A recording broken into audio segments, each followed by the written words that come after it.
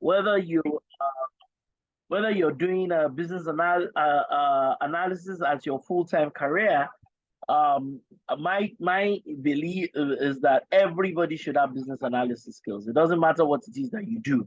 And then you see that there's analysis, business analyst tied to different industries. So you see some people finance, you see real estate, you see manufacturing, you see healthcare.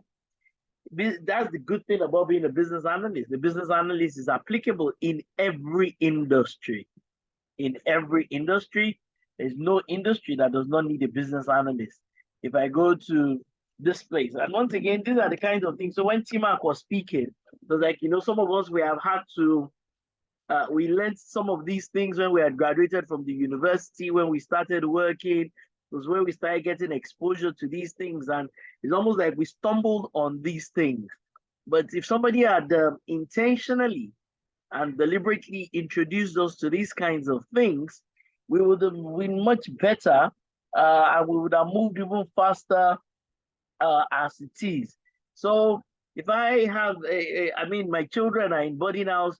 If they were here, this is the course I would even want them to be seated on. And I think it doesn't matter whether you're a lawyer or just does not matter your line of work, right?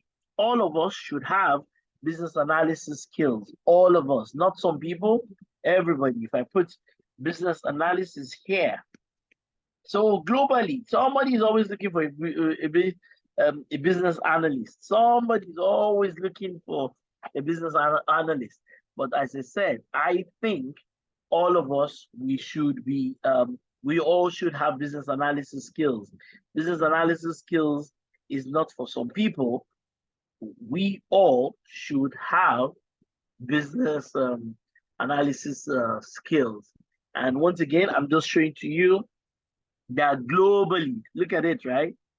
Globally, somebody is looking for a business analyst everywhere around the world. Whether it's in Nigeria, some of the people that have traveled and all that, they've come back to do business analysis with us. It doesn't matter whether you're going to Canada or the business analysis will not go away. It doesn't disappear based on region or based on continent. Wherever you are, somebody's always looking for somebody who's got business analysis skills, and that skills belongs to all of us. It doesn't matter whether you're an imam or you're a pastor. Whatever it is, you should have business analysis skills. It allows you to clarify your thinking. It allows you to be able to add value to people and to organizations. So look at it. This is Canada, right? Right. So it's a big deal. You can't go wrong doing business analysis or learning about business analysis. You cannot go wrong learning about business analysis and picking up the skill sets and the capabilities that will help you become a great business analyst. Somebody somewhere in this world is looking for a business analyst. So, and in our jobs, whether you're in finance or you're in sales or you're in customer service, it doesn't matter where you are. You should really be involved with business analysis as it is. So I welcome you to this business analysis module. I've shared the book for people who are just coming in. I have shared the book that the entire business analysis program is built around. Once again, we're not going to speak about these things purely from a theoretical perspective. We're also going to talk about these things from reality, in terms of at work. If you go into an organization, what is your knowledge of business analysis? What does it help you do? A business analyst, who is a business analyst? A business analyst is somebody who, from my perspective, and I don't want to pick any textbook definition, is somebody who understands problem solving and solution identification. And you should write that down somewhere. I think if I had my way, I'll introduce this as SS3 course I think physics and biology and all those complex things that we learn for the maths is way more complex than learning business analysis. So if I had my way, I will introduce this into some kind of SS2, SS3 course or senior secondary course. If I also had my way, I'll ensure that year one, this becomes part of what it is that you teach students. Because once students get this, it helps them across all their disciplines. It helps them across what it is that they are studying. Business analysis is problem identification and solution, should I say solution definition or implementation. Business analysis is problem identification on one hand, and the definition of the solution and how the solution should be implemented. And there's a problem in every sector, in every discipline, in every line of work. There is a problem. Everybody's trying to solve health problems. People are trying to solve educational problems. People are trying to solve clean water, environmental problems. They're trying to solve SDG goals, for example. Those 17 SDG goals, they are all problems. They are Nigerian problems. They are West African problems. They are Ghanaian problems. And so that is what business analysis is about, the resolution of problems. How do we resolve problems in the finance department, in the HR department, in the IT department, problems in customer service? How do we resolve these problems? And how do we define clear, sensible solutions that allow us to be able to solve these things? So it doesn't matter whether it's a hairdressing salon, it is a hospital, it is a church, it doesn't matter, a mosque, election problems. Business analysis is a skill set. It's for everybody. If you're in journalism, if you're in TV broadcasting, if you're a lawyer, it does not matter. You must have business analysis skills. And within the context of this whole thing, my job is not to read these slides to all of you. My job is to just highlight a couple of things as it is. You know, organizations have objectives. That's one of the places I like to start. And I think I mentioned some of these things. Every company is trying to make more revenue. We spoke about some of these things in the earlier session. Everybody's trying to make more revenue. Everybody's trying to reduce loss. Everybody's trying to ensure that they have much more effective operational processes. So the companies have challenges. People are doing initiatives. The initiatives are not working out well. They're not getting the right results from the things that they're doing. Companies, they have challenges. And for organizations to get those challenges solved, you need people with good business analysis skills. One of my friends, he says, and he's my mentor. If there was somebody I'll call, that he will be the person. And he was the one that said he can live with a bad project manager. That's what he said. He said he can live with a poor project manager, but he said he can't live with a poor business analyst. Did you hear that? He said he can exist, and this is my senior, like, you know, is my boss from the real perspective of who's my boss. Dr. Fidelis is like, you know what, I can exist and survive with a poor project manager, but I can't survive with a poor business analyst. And when he used to say it, I never really did understand what he was saying, but now I get it. I get it clearly. Because in reality, one of the biggest challenges with project managers is that the project managers never went through business analysis. So most project managers in themselves, it's almost like they've jumped and skipped level 1, level 2, level 3, something like that, and they've jumped to project management. And because they never built strong business analysis skills, their project management capabilities is very questionable. Okay? If you work for a professional services firm, like the KPMGs of this world, the Deloitte of this world, those kinds of organizations, they can never make you a project manager except you've done like 5 or 6 years in the organization. And some of the things we're going to be teaching you as part of the business analysis course is what they teach them as part of their onboarding. That is why they end up churning out great people. That's why those firms end up with good people, people who are knowledgeable, people who are skilled, people who know how to use Word and Excel, people who understand these things. It is because those organizations, they make business analysis skills, they make it compulsory. And then the earliest you can ever manage a project working for those kinds of organizations means that you must have about 4 or 5 years, maybe 6 years of qualitative experience before they can allow you manage a project internally. And therein lies the challenge for a lot of people.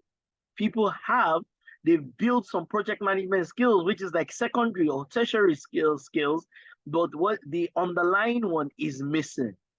Business analysis is what teaches you concepts like sequencing, the sequence of things. I always say that they say that you can blow your nose and you can clean your glasses with the same tissue paper. The problem is the sequence. The problem is the sequence. One must happen before the other. The same tissue paper, you can clean your glasses and blow your nose. The challenge there is sequence. And I speak with a lot of people, they don't understand what sequence means. They just struggle with the concept of something needs to come before the other. It's like the concept of prioritization. A lot of people struggle to say, how do we prioritize things? Just like in the earlier session, we learned something around 5 W's and 1 H, and I added an extra thing. How do we measure it? So these are all the kinds of things that you learn as part of business analysis. And once again, the challenge for most organizations, so whether it's a bank, an insurance company, or whatever, is that as part of their onboarding, they don't teach people business analysis. So the people end up becoming managers and senior managers, but simple analysis skills, they struggle with a lot of time. So this is what business analysis skill is about: to guide decision making, to provide insights, to make sensible, smart recommendations. It's like, it's like the concept of what we call smart or smarter. We say something is specific, is measurable, is achievable, is realistic, has a sense of time. And when you now say smarter, and somebody should put that in the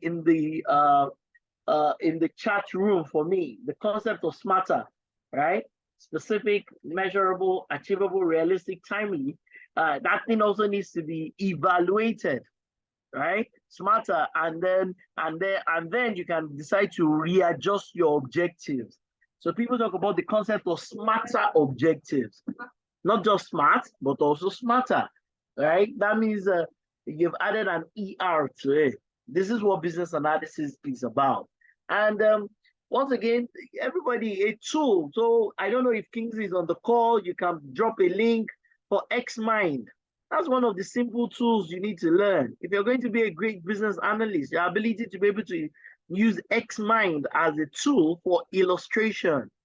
You can illustrate things. You can illustrate things. And once again, one of my colleagues, one of them will teach these things over time. The concept of saying that this is the central problem. What is the primary problem? What are exactly what is the secondary problem? What are the tertiary problems? There's also what we call, what's that thing that has multiple names? Cause and effect. Some of the great people, Joyce, and some of the people who have been typing into the chat room, there's something we call cause and effect. That that you can say, wait, first, what is the cause of this thing, and what is the effect? It's like when we talk about a fishbone diagram. Somebody can also drop that in the link, maybe an illustration or a definition of what that fishbone diagram is. So there are many things that you and I, in our analysis, root cause analysis, that's what that fishbone diagram allows you to do.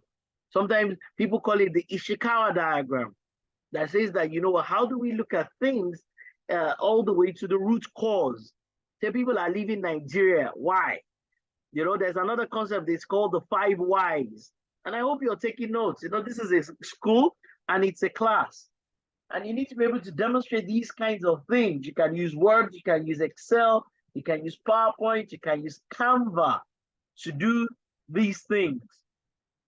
right? So you see that what is the root cause? People are leaving Nigeria. Is it leadership? Is it the economy? Is it the people? What is the root cause? Every time I don't know whether some people on the call, they understand SDG goals. Everybody can go and look at those 17 SDG goals, right? And for me, they did something wrong when it comes to the SDG goals. They put number 16, which is peace, justice, and strong institutions, that talks about governance. And for me, I think that's the central thing that is missing in Nigeria. We have laws, but there is no proper execution of our legislations and our laws, and that's because governance is missing. Once there is proper governance, then the problems are resolved. Governance is what is missing. If you look at SDG goals, it starts with poverty, before it then moves to hunger, before it then moves to wellness and good health, and then education. But what is the cause of poverty? What is the cause of hunger? What is the cause of poor health system? What is the cause of poor educational system? And a country like Nigeria will suffer from all these SDG goals. There is no SDG goal that is adequately implemented in Nigeria. None, as in zero. There's no SDG goal that is adequately implemented or achieved, is the word I wanted to use, in Nigeria. And so you need a business analyst to be able to think through these things. And at the end of the day, that's why I said, for me, simple words. Business analysis is about two key things: problem identification, solution definition, and implementation. What is the problem? How do we resolve it? But how are we certain that we're solving the right problem? What are the skills? Your organization is suffering from low sales, right? The organization is suffering from low sales. Why? How do we identify what truly is the problem? And that's why that concept of 5 whys and the concept of root cause. They're not talking about cause, they're talking about the root cause. Once again, they say ask why 5 times, and then you should be able to get to the root cause of something. I've seen senior people, managing directors, all sorts, that lack basic business analysis skill sets, basic ones. And that is why if your child is on the call, your son, daughter, whoever it is, and they're age 16, 15, something along those lines, you're doing them a huge favor by bringing them here, so that as they go in life, they can start to always ask these things, the ability to be able to analyze things and analyze things intelligently. Maybe because in my house, we always do these kinds of things. My children, something they always say to each other, they always say, does that even make sense? My wife says they learned it from me. Because when they do, even when they were younger, when they were 6, 7, when they do something like, but wait, hold on, what is the sense with regards to this? Like, how does this even make sense? And I'm sure then they used to look at me like, what does sense even mean? So they've learned how to critically evaluate things. When somebody says to them, and that's why when you listen to politicians, they say, oh, we are going to bring poverty down by this. They're like, what is poverty as of today, before you say you want to bring it down? Or the people start to say things like, oh, we're going to increase electricity provisioning by this. You say, what is the existing one? How long does it take to add 1 megawatt of electricity? So, most things that people say, there's just no analysis in there. And that's why policemen need these kinds of training. Lawyers need things like this. You cannot be a great brand person, a great publicist, whatever that thing is, without having good business analysis skills. You can't even be a great stylist without understanding these things. So I can speak about it all day, because great products and services is tied. That's why most products and services miss the mark. Every time every time a product or service misses the industry or market mark, is because poor analysis was done. Nobody really analyzed it properly. What are the alternative products? Okay, who are those who are selling these kinds of things in the market? That is why when we do, somebody should please put something called Potter's Five Forces in the chat room. Something called Potter's Five Forces. Professor Michael Porter. He said that organizations should think about these 5 things. It's all part of business analysis. Who are your buyers? Who are your suppliers? Who are your direct competition? Who exactly, what are the alternatives to the products and the services that you offer? Okay? Porter's 5 forces. And another thing that Porter also came up with that is extremely useful is the thing called Porter's value chain. Now, what is the value chain for your business? Every time a business is failing, most times, let me not say it's because poor analysis was done. Poor analysis was done. Somebody missed something. And that's why you hear people in everyday conversation, they say, I assume, poor analysis. I thought, poor analysis. I was hoping. You know, those kinds of conversations. Right? I was hoping for something. So it's critical. Departments, units, they all need to have, I mean, your children, they need to have great analysis skills. To say what is an opportunity, what is a threat. You say that you want to do something. Your child says, I want to travel. What is the opportunity? What is the threat? These are all critical things. And businesses can't survive. You know that most businesses close down within a 10-year period. Less than 10% of businesses survive a 10-year period. Did you hear that? Less than 10% of businesses survive a 10-year period. It's almost like the destiny of businesses is for them to close down. Almost like that. You know how many people have done all sorts of initiatives? You know how many national innovation diploma accredited institutions exist? It's because analysis is missing someplace, somewhere. And that's what we're trying to address. In modern day, everything is tied to technology, everybody, in modern day. So in modern day, there's no organization that can survive without having a tool. Somebody should put a link for a particular platform called Odoo, ODOO.com.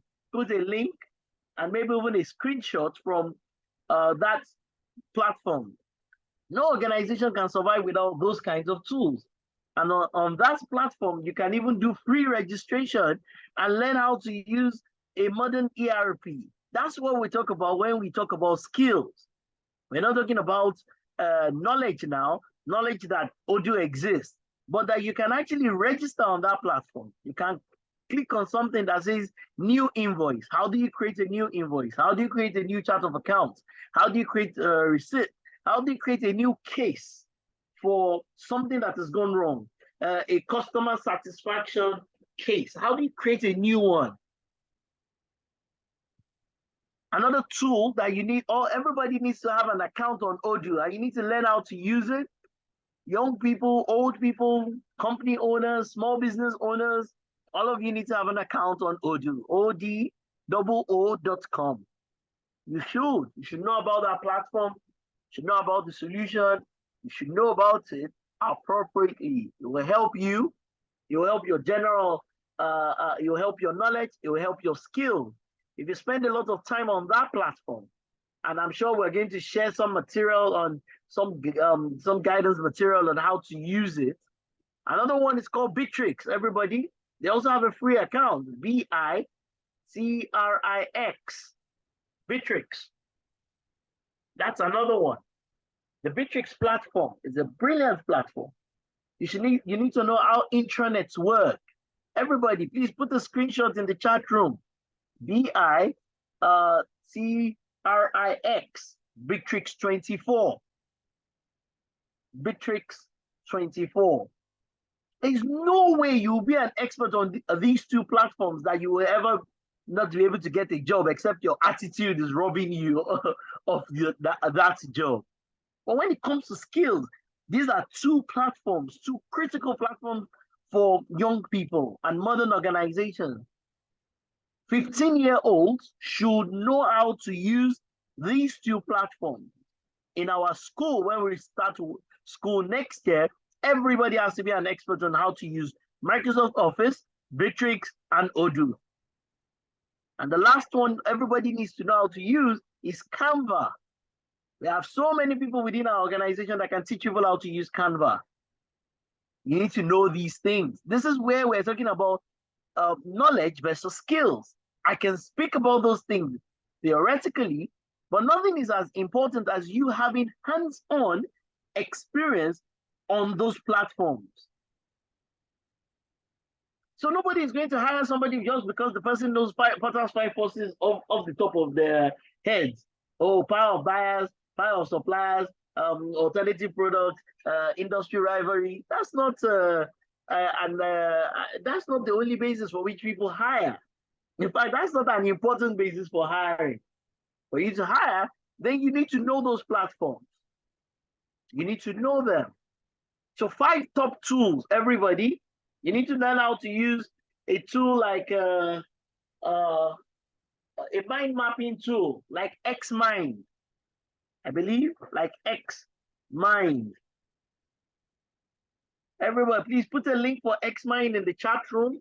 That's tool number 1, Xmind. Tool number 2, Odoo. Odoo. O-D-O-O. Tool number 3, Bitrix. That's another critical tool. And then Canva. Put a link for Canva. Everybody needs to know how to use these tools. I can't remember which other one I mentioned. I mentioned Odoo, Bitrix, Xmind, Canva. Is there any other one I might have missed? Right? Odoo, Bitrix, Xmind, Canva. And those tools, we're going to refer to them throughout this entire piece of work, and of course, Microsoft Office. And if you don't have Microsoft Office, go and learn how to use Open Office. There's another one called Open Office. So for me, those are the tools: Odoo, Bitrix, hands-on, skills, Xmind, Canva. You need to learn these things. Globally, you can't get anything done without IT. And IT has application everywhere. Everybody talks about AI. How do you do AI when you have the background or the fundamentals missing? How does somebody specialize in AI when the person cannot use Word, Excel, and PowerPoint appropriately? So, and that's the thing that is driving, apart from the normal need for business analysts, the thing that is driving global demand is IT. IT has a reputation of people deploying and buying IT, and then the IT is not delivering value. There is a global challenge around spending money on IT, but not getting value from it. That is the thing that is driving the demand for business analysts globally. Everybody wants a smart analyst that can really help them get value out of their investments in technology. Important. The world cannot exist without business analysts. This world needs, in every industry, in every discipline, in every area of work, you need sound business analysts. Sound ones. People who have hands-on skills and capabilities. So outsourcing, supply chain management, competitive advantage of IT. No, the reason why most organizations struggle with proper use and adoption of technology is because of a breakdown in business analysis. They just don't have enough people. The people have gone to specialize in Oh, somebody says they can't see my screen. Is that true? Oh, I've been changing my screen. Can you see it now, everybody? Can you see my screen? Hello, can you see my screen? Hello? Hello? Yes, we can see the screen now, but your PowerPoint is not on. Up till now? Are you sure? It's Everybody's coming on now. okay. Oh, It's I've about changed. to open. Okay. Are you sure it's not Okay, from it's the open phone? now. It's working now. Oh, It's I open. apologize. I apologize. Kinsey was trying to speak to me. Oh, sorry. Okay. So I've been going through my presentation. It's not a problem. We're going to make the presentation available to everybody. So I was talking about this page. Sorry, 1 second. That talks about the development of business analysis. Oh, sorry, I didn't realize that at all. So the more people cannot get, everybody's just parroting AI. You can't use AI if you don't know how. Your organization cannot efficiently and effectively adopt AI if you don't have great analysts. Can you see my screen? Okay, let me share again. Yes, there you go. There you go. All right. Okay.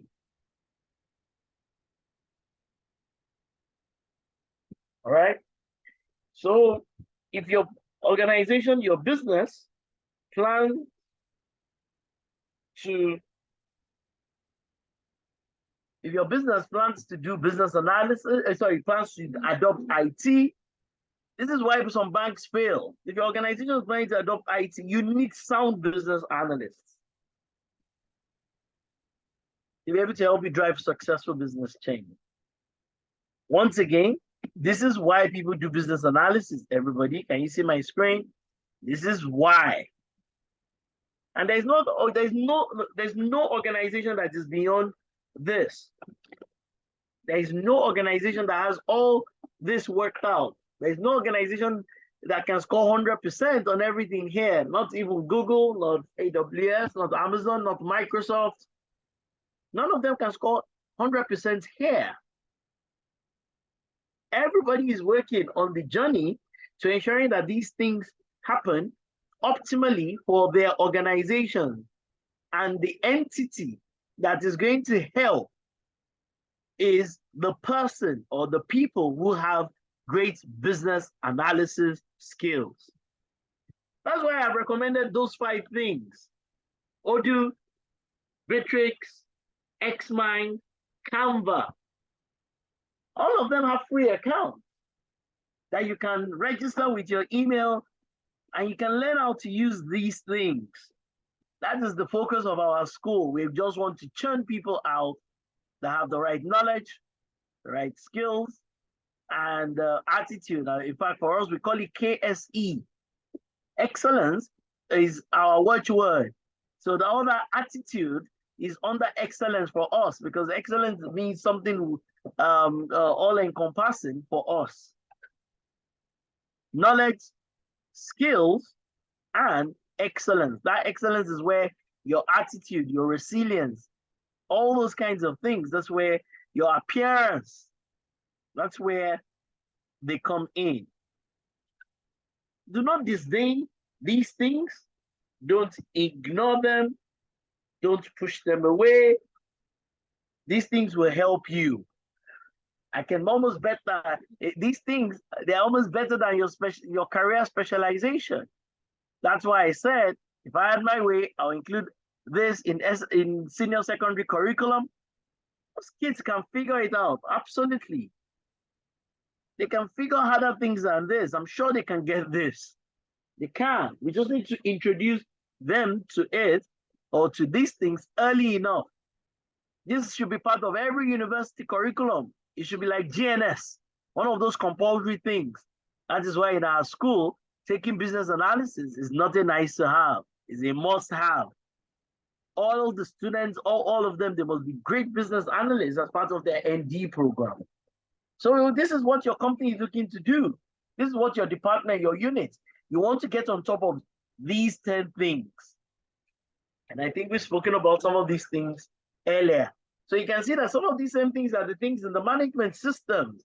The management systems are a bit more advanced. Business analysis is the underlying thing you need to have to be able to adopt management systems properly. Okay? And the business analyst does many things. Once again, it's the background, it's the underlying thing for an accountant, is the underlying skill set for a marketer. It is the underlying skill set for somebody in sales. It is the underlying skill set for somebody in admin. It is the underlying skill sets that you and I should have, irrespective of our discipline, irrespective of our line of work. It is the underlying skill set, right? And these are some of the roles when you're doing investigation, when you're doing improvement projects, when you're doing everything. I won't even limit it to these things. Anything that's got to do with solving the problem, identifying the problem, and solving it is business analysis. Somebody says, my business is not moving forward. You need business analysis skills. We're not getting customers. You need business analysis skills. We're making money, but we're not turning a profit. You need great business analysis skills. We're losing our staff. You need great business analysis skills. Our customers are unhappy with us as an organization. You need great business analysis skills. So there's no going around these things. Whether you're improving a process, improving a company, for you to be a great 9001 professional, which we're going to be doing next week Saturday, you need to first and foremost be a great business analyst. If you're going to be a great professional, a great 9001 process improvement expert, you need great business. If you're going to be a great IT person, you need great business analysis skills. Okay? And of course, there's something called maturity. Every time people say I'm an accountant, the thing that comes to my mind, but what level of maturity are you? Somebody says I'm a marketer. I agree, but what level are you? Somebody says whatever that thing is. I agree, but what level? So this is the problem. A lot of people do things, but their maturity is at maturity level 1 at the bottom. But they do that line of work. They do that particular thing. It's just that their maturity is quite low. They do that thing. So some people have business analysis skills, but they have low-level business analysis skills. So the concept of maturity should come in. Somebody says, oh, we have a recruitment process, but is it a mature recruitment process? You might have a recruitment process that is initial or ad hoc, managed, or it's still at the low level. It's not optimized. And this is what ISO 9001 is trying to resolve: optimization.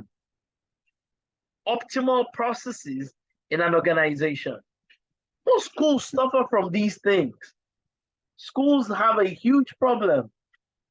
A student onboarding problem, student registration problem, all sorts of things. Okay? And this whole world, the business, once again, there's no AI without business analysis. I can tell you, you can go to, I'm promising you, there's no proper artificial intelligence. It will never be fully adopted, either as a country, as an industry, as a person, without you having great business analysis skills.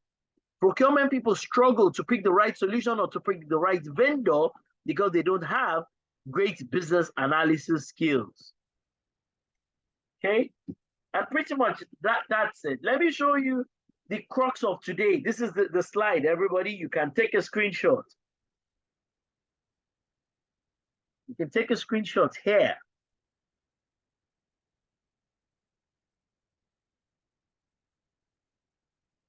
They've broken the competencies, what you need to know as a business analyst, under 3 categories.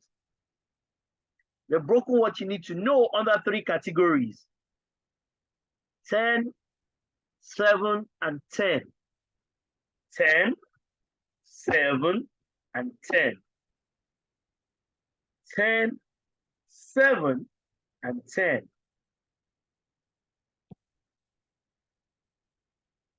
10, 7, and 10. And trust me, this is what is stopping a lot of people from achieving their professional dreams. So one of these 27 things is stopping you, that you're on this call, from achieving your professional dream. It's either stopping you already, or it will stop you guaranteed into the future. It's either stopping you already or it is guaranteed to stop you into the future. Something here. Behavioral skills and personal qualities, business knowledge, or techniques. One of these 27 things is what is stopping you from achieving your professional dreams and aspirations. And I like the categorization. So you can see that a lot of the things under behavioral skills and personal qualities, they're like our student excellence program. That you can see that our student excellence program is aligned to an extent to behavioral skills and personal qualities. That's what we're talking about, your attitude. And they captured it in here. You can see that this is the British Computing Society textbook. It's not my thinking. I didn't create it. It's not from me. Then under business knowledge, the specific things that people need to know. You have to have an understanding of finance. You have to have an understanding of IT. You have to have an understanding of how organizational structure, of how vendor management and supplier management works. You have to have an understanding of how to justify something. That's what we mean by business case development. You must have your own domain of expertise. Okay? So, three categories. Behavioral skills and personal qualities, category number 1. Business knowledge, category number 2. And then techniques. These are the techniques are like specialist areas, or what we can call technical areas. This is it. This is what you need to put on your wall. So everybody go to the chat room. What do you think you score as of today objectively over 27? Everybody, I want to read from all the 100 people that are on the call. What do you think you score objectively over 27? Quickly. Or give it to me in percentage. Just give me your percentage. Say you think you score 50% objectively.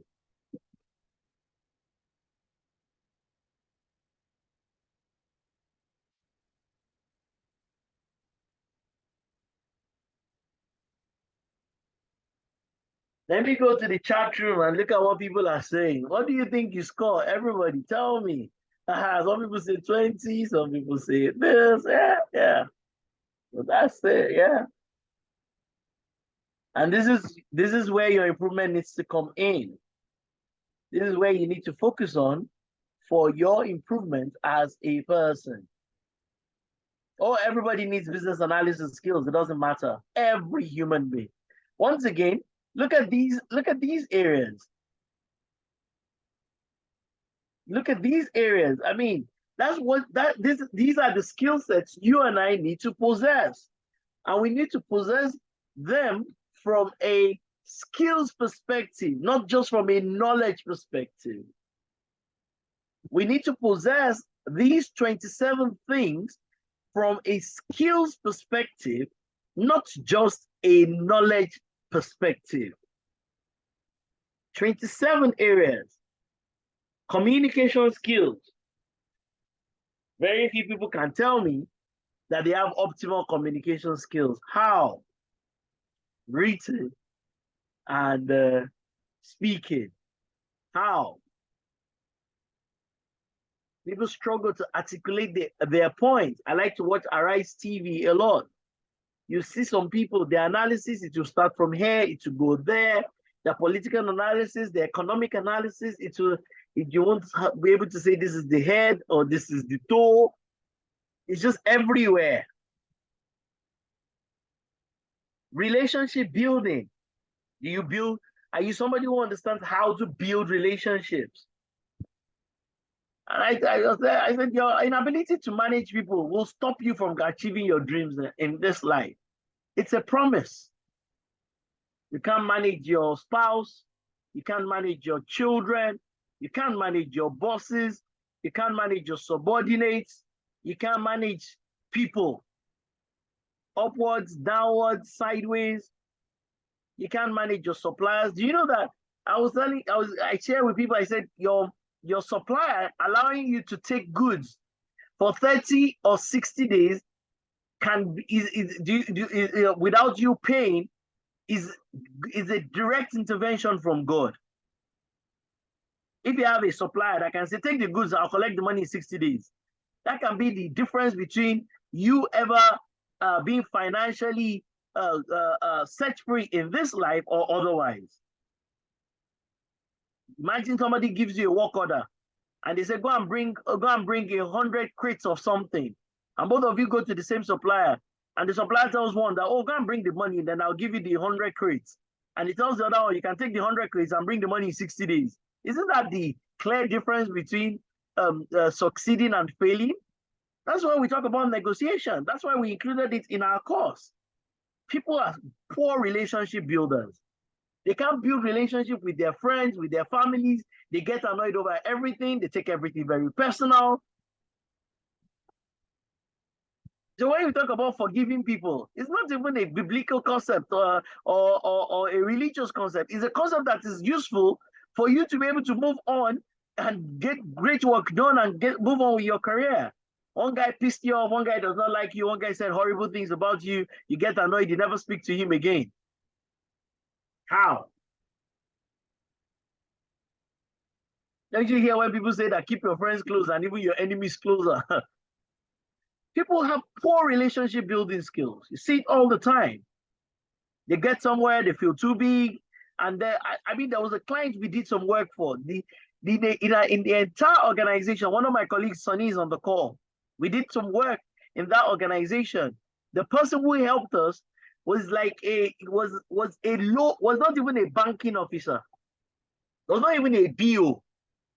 And all the work we've done for that organization, maybe up to definitely more than 50 million naira, maybe almost 100 million naira, was tied to one guy who guided us appropriately in the organization. That you guys make sure your proposal does this. Make sure your proposal speaks to this. He's not even a banking officer. People struggle with building relationships. If you talk about influencing skills, you need to be able to influence people. You need to influence your children positively. If my children were at home like this, we will have to quarrel for them to get onto this call. I have to give them an incentive. And some of you, your children are on this call. You're making them listen to these things, to learn these things.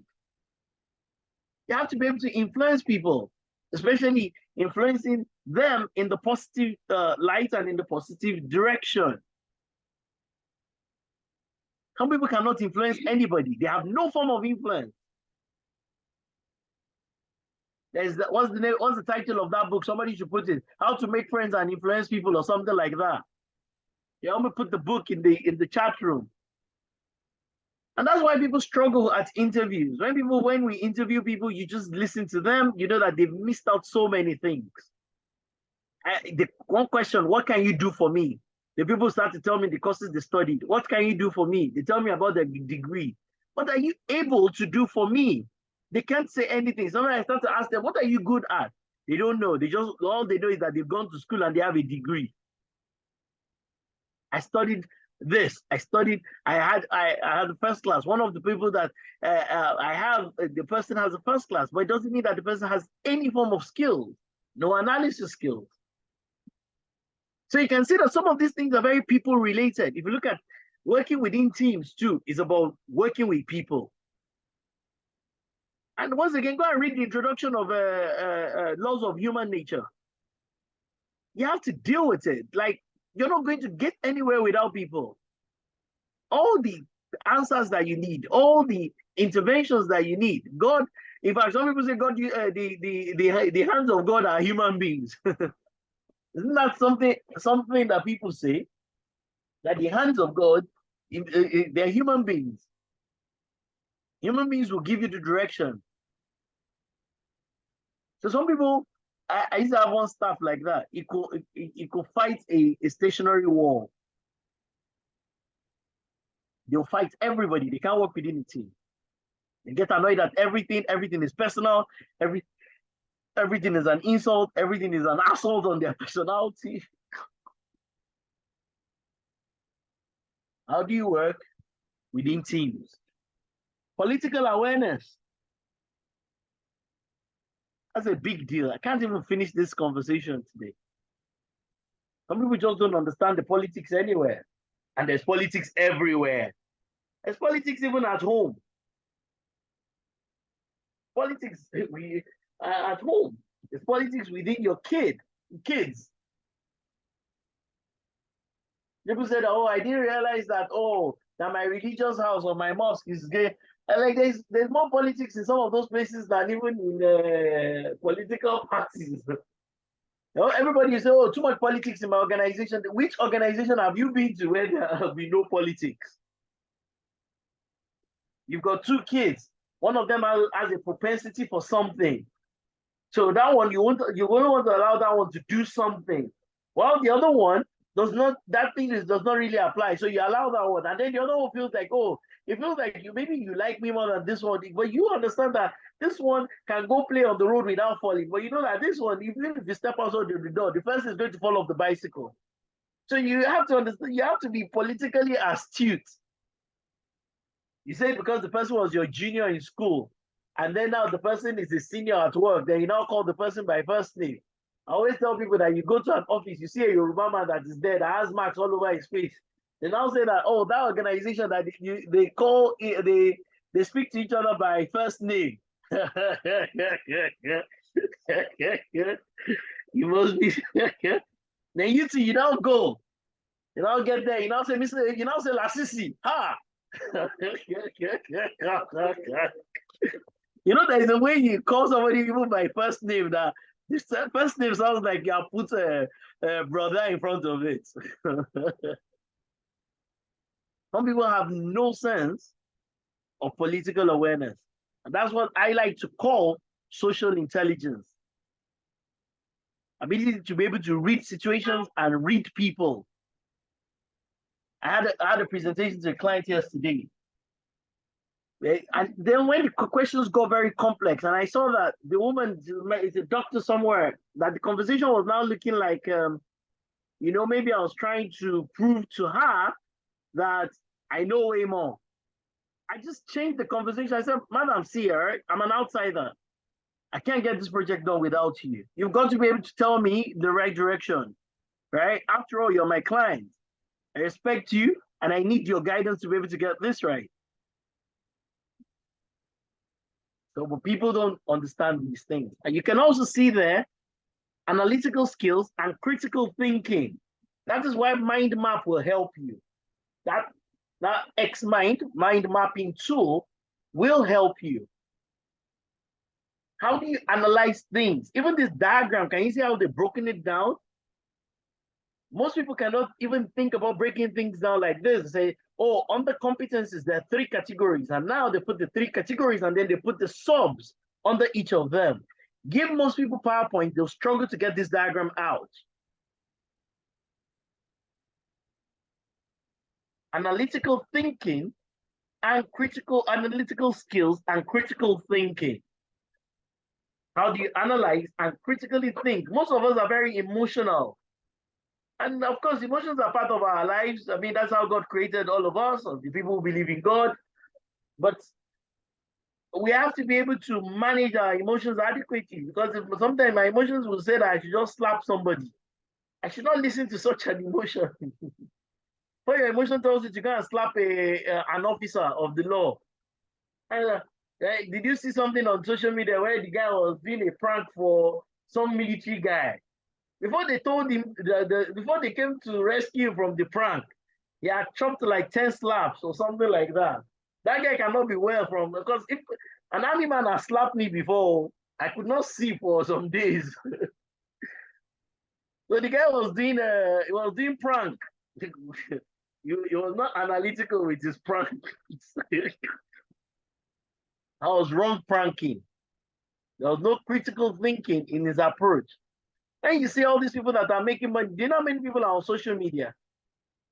In their millions. Everybody doing skits. How many of the skits? There's 80-20. Everybody, please, somebody should put that in the chat room. 80-20 principle. Pareto.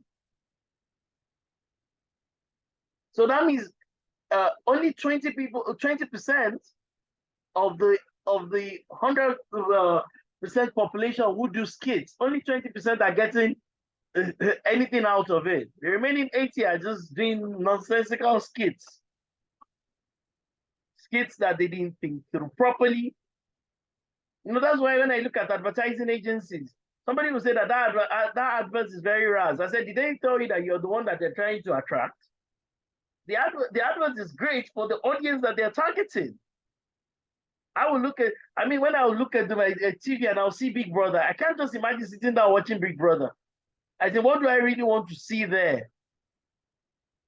But they know their audience. And that's why when everybody got annoyed, this Big Brother that they just finished, they say, oh, Elibai or whatever that person's name won. I said, but these people already knew that Gen Z people were the ones that are really watching. They said the person is badly behaved. I said, well, the Gen Z people might not see that as being badly behaved. They might see it as being assertive.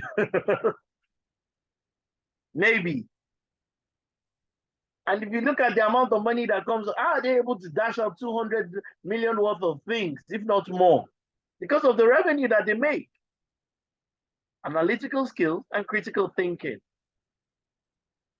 The seventh one here is attention to detail. That thing all of us put in our CVs. The same CVs that have a mistake in them, or we're all right, we pay attention to detail.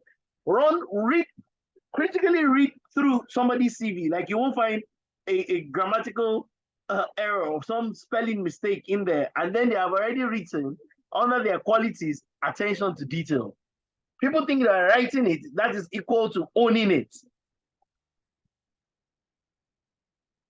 Because you've written it in your CV, means you actually have it. If you get deceived in modern day by what people write on their CVs, one of my colleagues should be here, Bolaji, and I don't know which other one might be here. We did an interview for a lady. If you see what was on her LinkedIn profile, hey, even heads of risk and chief information security officers, they don't have those things. Well-written LinkedIn profile.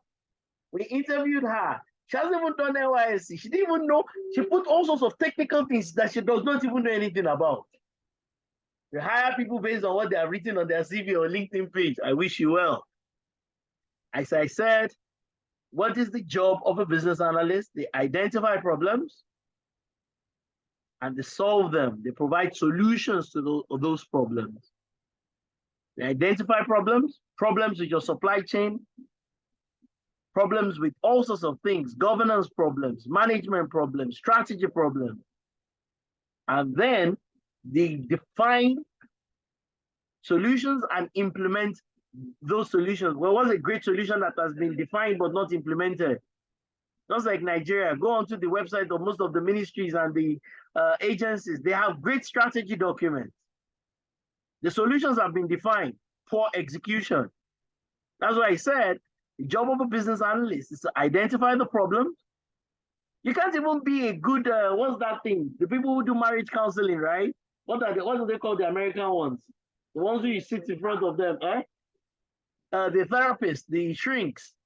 You can't even do that properly without good business analysis skills. The identification of the root cause. You can't do that job of a shrink properly without it. Problem solving, but for me, I'll rewrite that problem solving. I'll call it problem identification, solution definition, and implementation. Identify the problem first. Root cause. I like leadership conversation. We're going to have leadership. That's why we moved it towards the end of the whole program. Leadership is not a speech. One guy, every time we're looking for people to hold, what's that thing called for us? Annual retreat. And they'll say, oh, this is the guy, is a speaker on leadership. I'm like, is that what we want? Some guy who goes to speak on leadership but does not have any opportunity to demonstrate leadership? One guy in his room, he doesn't have an institution, he can't demonstrate that he has led people to achieve anything. Is that the person we want to go? Is leadership a speech? Is it a theory? I'd rather take the guy who takes people to go to feed homeless people as my leadership speaker. I'd rather take the guy who has 3 plumbers or 3 carpenters underneath him as my leadership speaker. Leadership, my definition is it's working with people, unifying people, galvanizing people to achieve common goals and objectives with the least amount of resources. Leadership is galvanizing people to achieve set goals, common goals and objectives using the least amount of resources. That's what leadership is. And anybody that cannot demonstrate that, then that's not leadership. I don't want to listen to a leadership speaker. I want him to tell me how he led. What did he lead? What was the objective? Because leadership is also not being a great consultant. I can say I'm a great consultant as an individual. But when I work with people and I galvanize them, then I'm a leader. And that's why we also, every time we're talking about leadership, we say first leadership is self-leadership. Leadership number 1 is self-leadership. Your ability to be able to lead self. Your ability to be able to lead yourself. That is number 1 when it comes to leadership. And lastly, under that, please, is self-belief. And yeah, you should believe in yourself. To believe in your God-given talents, and God has given everybody some form of talent or the other. You all have capabilities for one thing or the other. You should believe in your talent. You should be confident. You should have the right amount of confidence. In Nigeria, I see plenty of 419 people that are very confident. And confidence robs people of what it is that they should have. I've hired 2 people before, one of them very confident, but very ignorant. The other one very, very smart, but not confident. At the end of the day, who are you going to promote? Usually, because especially when it comes to client-facing things, you're still going to promote the confident person. Confidence is not a nice to have, it's a must have. And so your self-belief in what God has given to you, in the talents and the capabilities, in what you're able to do. Some people just feel defeated all the time. And sometimes it's their past. They've tried that thing in the past, it didn't work out, and believe that, oh, it can never work out again. And that's why a part of this program, we're going to do something called grit, resilience. For you, I've failed before, I can pass now. Resilience is key. Grit. If you move to the next category, business knowledge, you need to understand some bit of economics, some bit of finance, debit, credit, some bookkeeping. How much money are we making? When I was younger, I used to confuse profit and revenue. I thought they were the same, but they are 2 different things.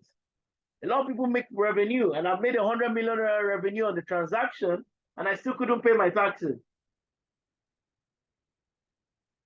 People don't understand tax calculation, so their businesses can never succeed. I run a business that almost hit $1 billion, and I still had to close it down because of tax. So finance and economy is key. The macroeconomy, the microeconomy. The other word for business case development is justification. And if you go online and you type, and somebody can put a link for me, you put something called Prince 2 business case template. You'll find something like that. You can also put something called the PMBOK business case template. And you can't have a project without the business case. Another word for business case is called justification. How do we justify this particular thing? How do we justify this spend? This thing we're about to do, what is our justification for it? And all of us need to have one domain knowledge in one thing or the other, in advertising. And that domain knowledge is sometimes tied to what people have studied or what they've done professionally, but all of us need to have one domain knowledge or the other. And then we need to be subject matter experts. I'm an ISO expert across many standards. I'm a cybersecurity expert. I'm a process improvement expert. So you must have your own area of expertise. You cannot just be Jack. Right? And they say that that full thing is called jack of all trades, master of one, or something like that. Master. What's the right thing for that jack of all trade thing? Somebody should check for me. Jack of all trades. He said the full thing is a jack of all trades, master of something and something and whatever. Somebody should check it and put it in the chat room, right? So the idea is that you must have an area of specialization. That's where you're a subject matter expert. And then, of course, principles of IT. What is an operating system? What is Microsoft Office?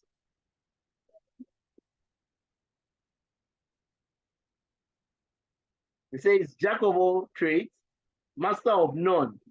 But oftentimes, better than master of one. Jack of all trades, master of none, but oftentimes better than a master of one. So maybe you should have two areas of expertise. So there's what we call vertical competence, which is where you have depth as a person, but there's also horizontal, the things you know generally. You must know what IT is. A minimum IT that you should know is Microsoft Office. This diagram in itself is like some kind of organizational structure. How do you put the right people for the right roles? How do you put round holes in round pegs in round holes? Something like that. So how do you ensure that you don't put square pegs in round holes? And then how do you evaluate two vendors? An iPhone versus a Samsung. Toyota versus Honda. How do you evaluate two things? Evaluation criteria. You want to buy a phone, how do you evaluate it? Which one you should buy? And then lastly, here are 10 techniques. We're going to be going through these things over the next couple of weeks. 10 weeks. Today is just introduction. And we're going to share the links for the questions in the chat room. The links for the questions in the chat room.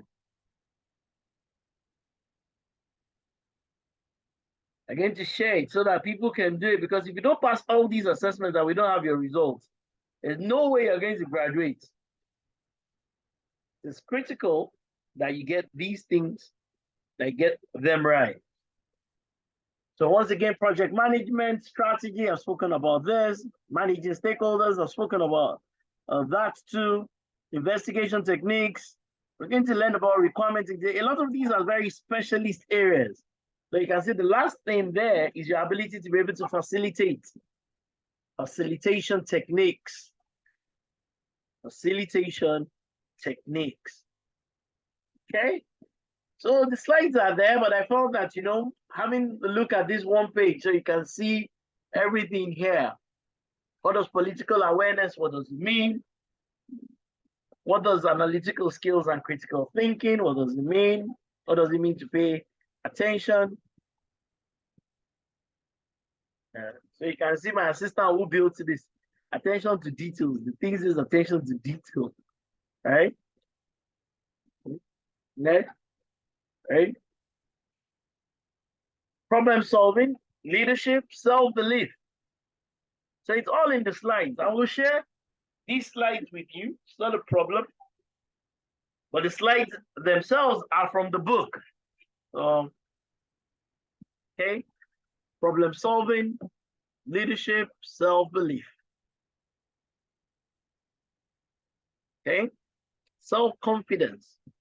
And confidence will rob you of even your knowledge and your skills if you don't have it. And those are the things we teach under the excellence program. Because what's the point of having the right knowledge and the right skills and then you're not confident? We need 16, 17-year-olds that are very confident. They can speak to an audience. They can demonstrate what they know to an audience.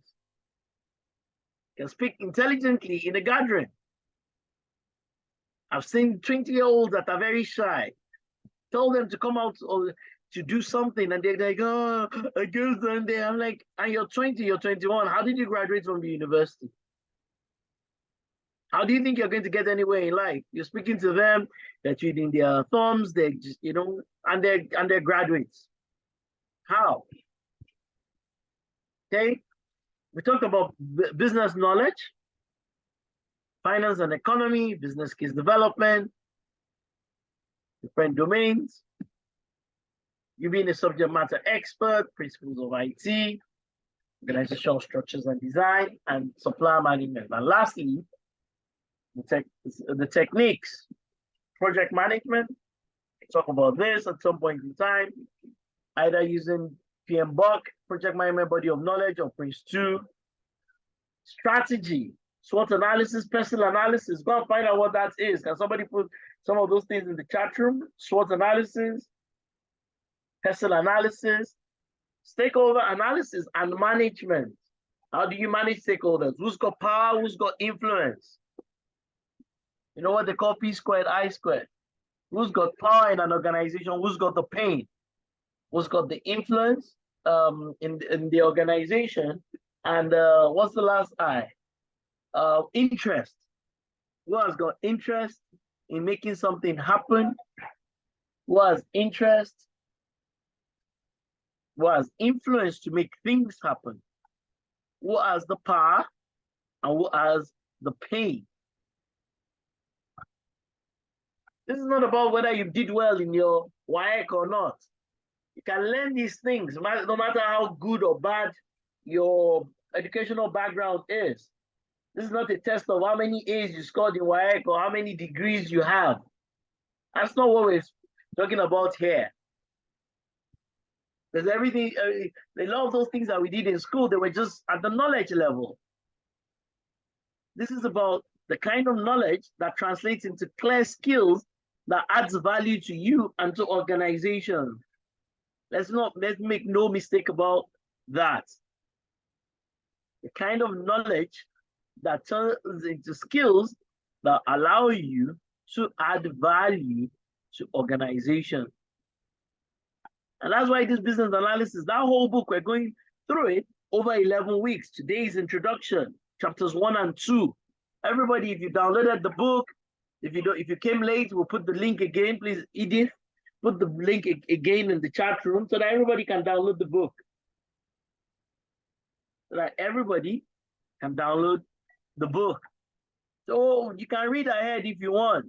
And we've told you the key tools: Canva, Odoo, Bitrix 24, Xmind, and of course, Microsoft Office.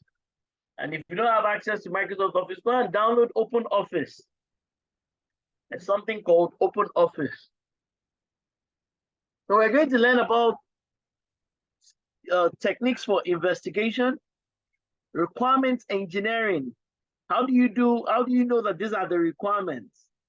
And how do you model requirements using Canva, using Xmind? How do you model requirements? There's a great tool, but we only use it for some of the advanced classes. So for some of the advanced people on the call, go and look at the tool called Bizagi. So somebody put the link. There are two advanced tools we use.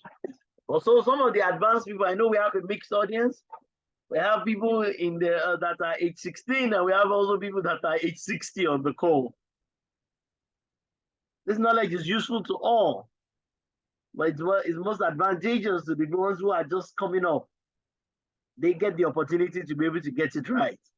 As my friend T-Mac said, some of these things were waddled through all sorts to get there.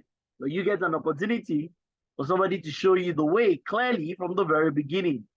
Somebody's telling you about your appearance. Somebody's telling you about 5 Ws and 1 H, or 1 H, and then you add how to measure. Somebody's telling you that everything in life needs to be measured. If it's not measured, it can't be improved upon. You're blessed to be having this kind of conversation. If you're young, this is what the school is about. This is what Transformation College is about.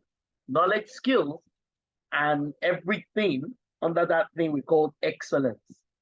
So you can see once again, even according to Business Analysis, according to the book from British Computing Society, a business analyst must have these 10 things under behavioral and personal qualities. 10 of them.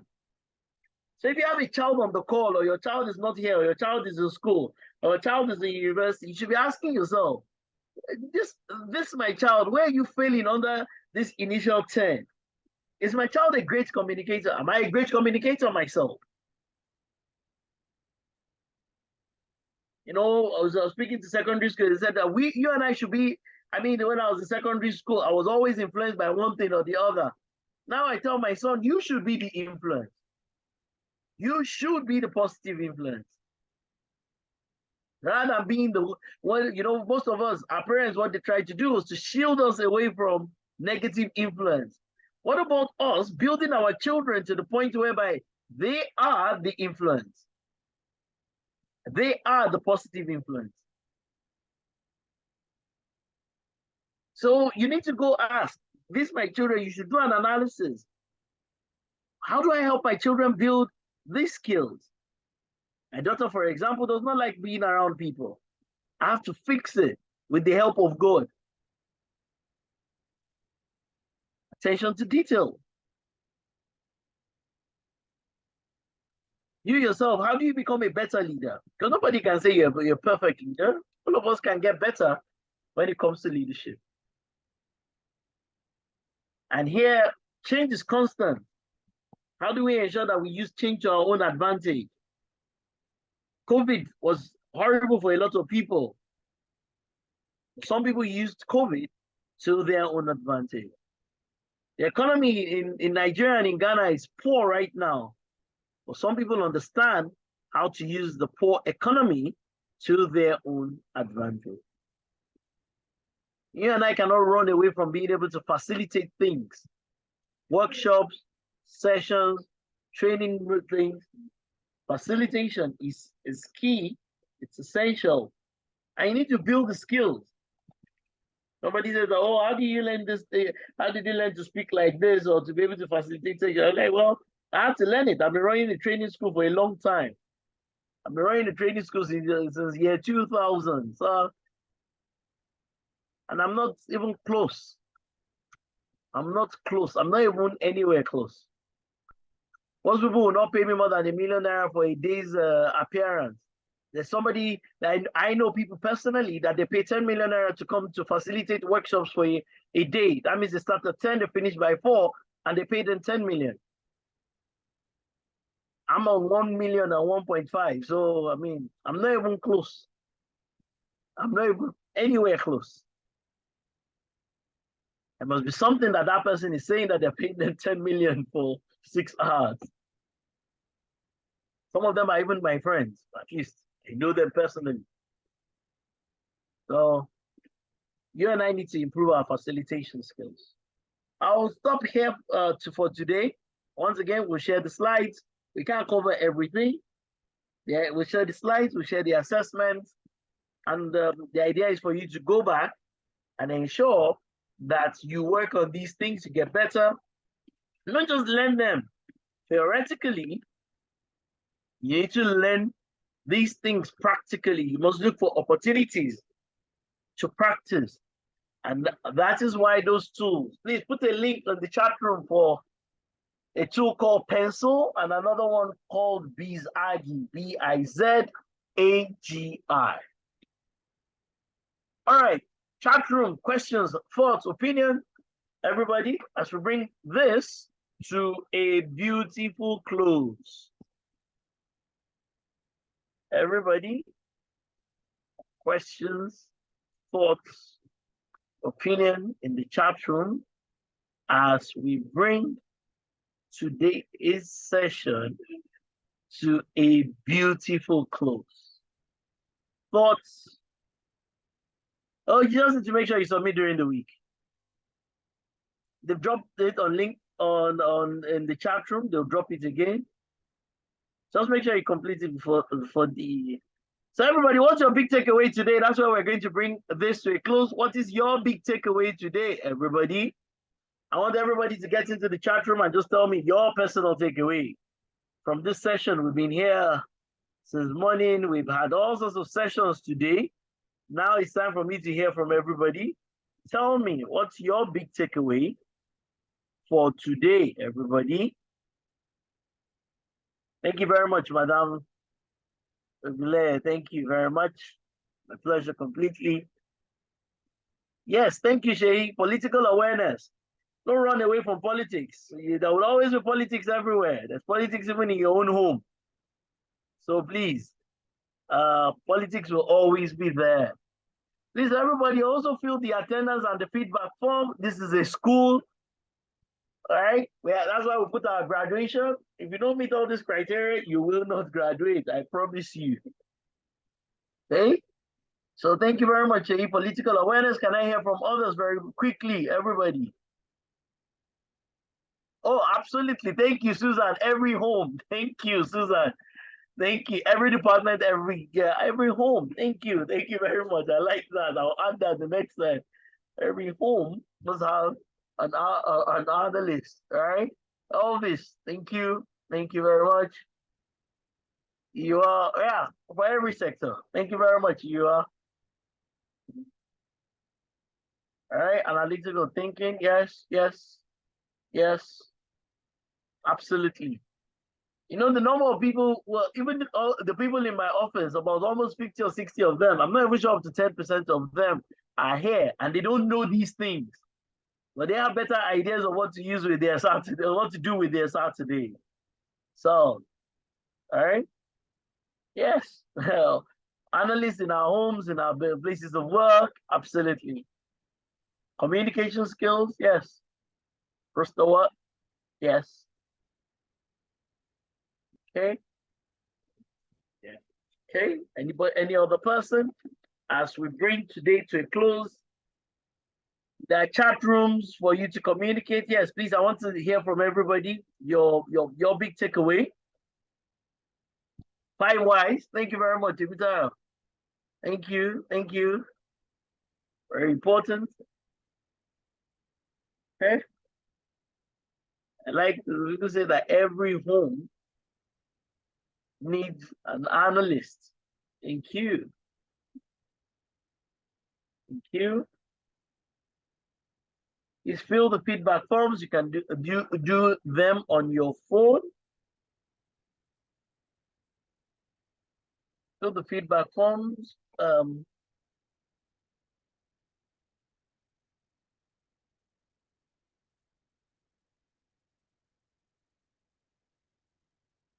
Please take also the links.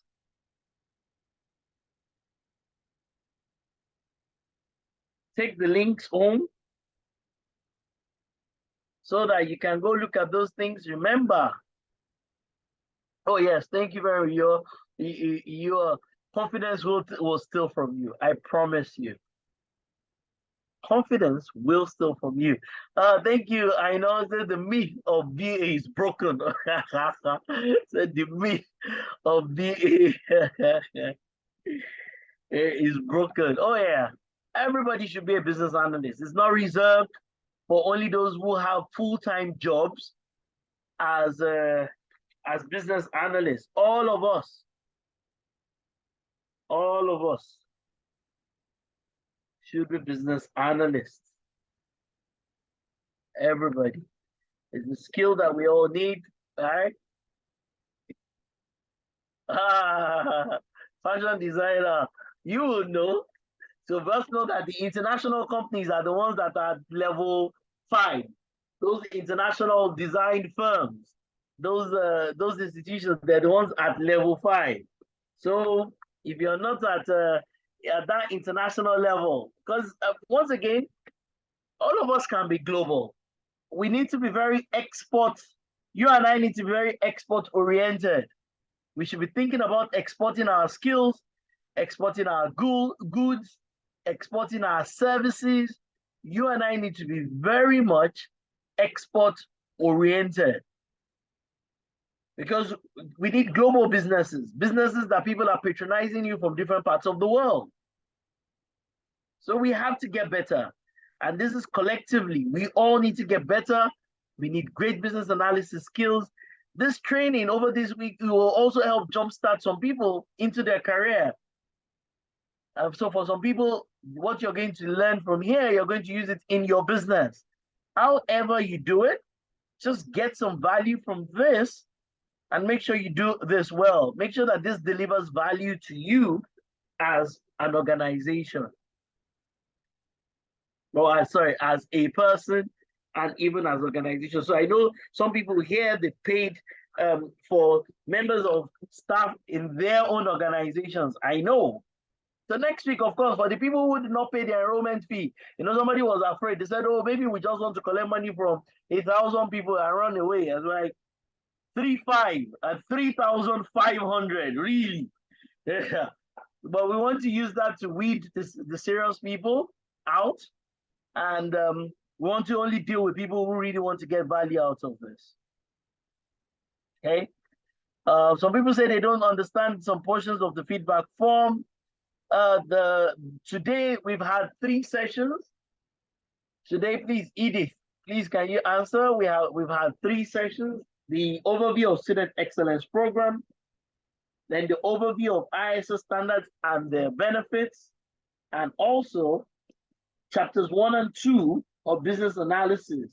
So this is day 1, and we have covered all those things. We'll send everybody the updated calendar so that you know what courses you're taking every week, and it's every Saturday.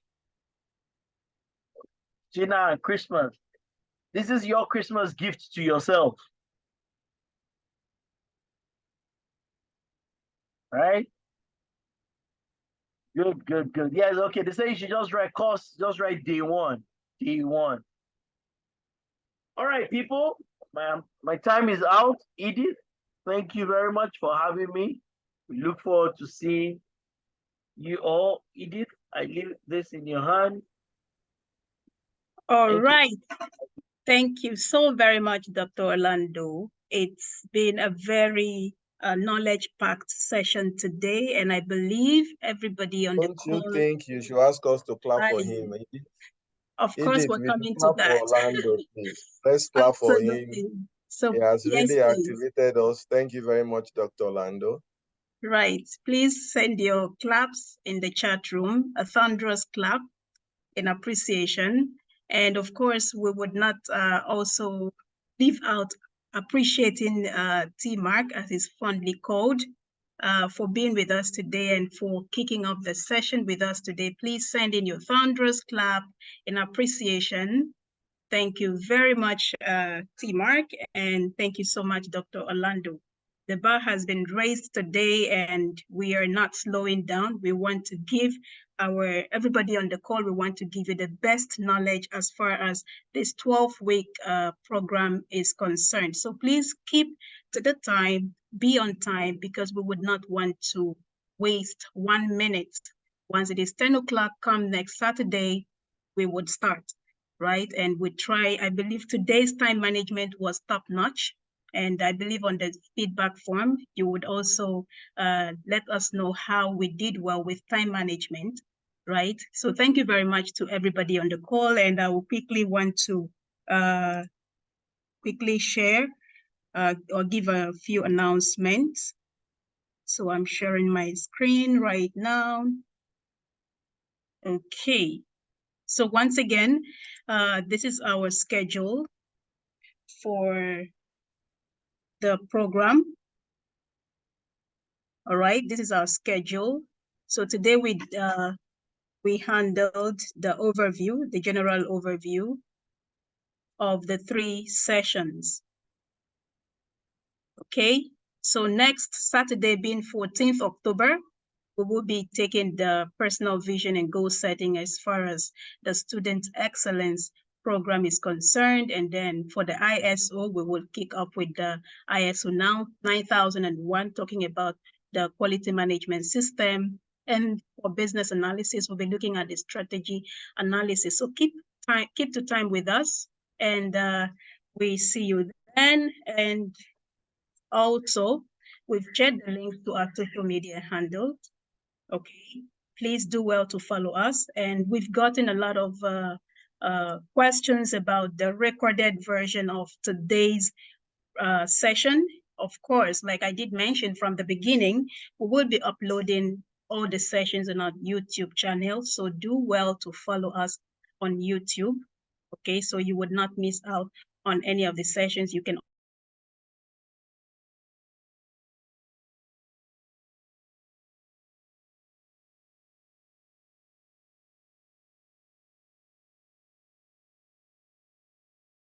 always reread, re-listen, and okay, and the quickly form. So please fill up the feedback forms and give us your updates or your feedback rather. Okay, so we have come to the end of the session today, right? And we're very excited. Thank you so much for your time, and we'll see you again next Saturday. Okay, so do have a great day to everybody, a great weekend rather. See you then.